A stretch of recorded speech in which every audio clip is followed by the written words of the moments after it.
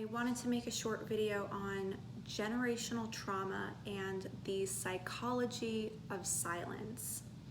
So we'll start with generational trauma, and to understand how generational trauma works, it's helpful to take the angle of epigenetics, which is a subfield of genetics. So if you think back to high school, learning about genetics, learning about genes, that material that gets passed from mother, father to the progeny, the genes get passed from one person to another, but the expressions can be turned on and turned off like light switches could be.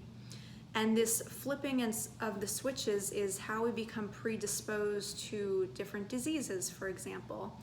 Everything from cardiovascular disease to the family disease of alcoholism can all be a switch that gets flipped within our genes. And these switches get flipped when we encounter or are even living in chronically stressful environments. So these stressful environments can be poverty, where there's a lack of food, a lack of resources. It can be violence in the home, whether you witness the violence or you're the direct receiver of the violence. It can even be lack of partnership, instability in the family unit, lack of being able to share responsibilities, share resources.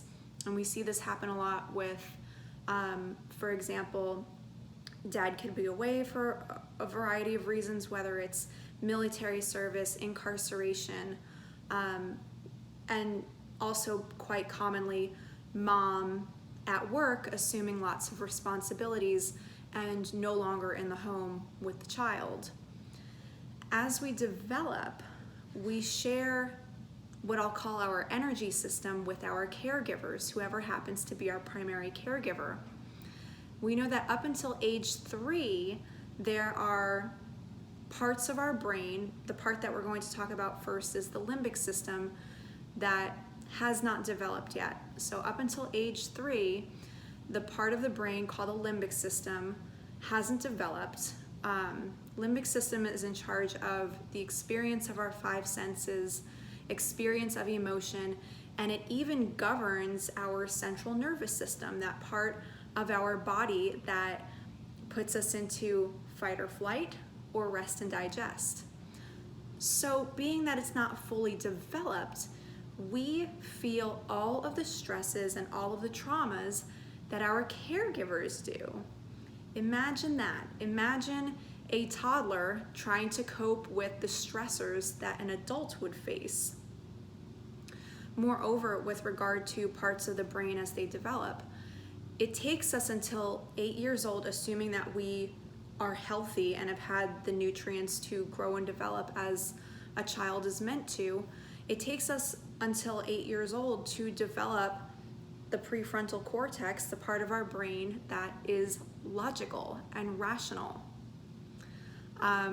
So before we move on to the psychology of silence, I do want to add, that's not what this video is about, I do want to add that whatever kind of predispositions as a result of stress were flipped for you, whether you were the first person stressed or whether it is generations back that got passed to you, they can be switched off by mastering your nervous system. We can talk more about that in another video. But let's talk about why silence is violence. This has become a little bit of a catchphrase of what's going on right now as we explore Black Lives Matters and a lot of the racial tensions that are happening right now, and more importantly being brought to the surface because they've always been there. Silence is violence is based upon emotional violence. It's usually unconscious and due to a lack of emotional growth. We know that all people have experienced trauma and all can be equally emotionally stunted, even if some traumas are worse and more consistent than others. So why is this silence violent? Why is it traumatizing? We encounter silence via, for example, stonewalling from a partner, where they cannot take in information from you if you're upset. It can be being ignored, being neglected in childhood or in adulthood. This silence can be someone's unwillingness to hear your point of view. Notice that we, as mostly healthy individuals, find it so odd, so creepy, and so upsetting that when we watch serial killer documentaries, it's unnerving to us that these people can stay straight-faced as they witness and or inflict extreme distress upon others. Lack of empathy is a major threat. It's actually incorrect behavior on a biological and physiological level. We are meant to mirror one another in our facial expressions and our body language. You know, if you go to a sales seminar, they'll even teach you about mirror and match. We're meant to do this. This is part of being a human. And that mirroring is how we experience empathy. It's how we learn how to gauge the people around us, offer support, offer love when it's needed, offer the shoulder to cry on when that's appropriate, and engage in the fun when fun is what's appropriate. And this silence or the stonewalling or being ignored is worse. It's even more painful than physical violence. We have to understand that from birth, we are wired to become stressed when we're being met with unresponsiveness. As babies, this unresponsiveness would come from our caregivers maybe ignoring our cries for food or our cries for comfort, actual survival needs. When we're met with unresponsiveness, the healthy nervous system reaction is to panic, because unresponsiveness is directly connected with starvation and death. It's meant to be. It's connected with starvation and death on a nervous system level.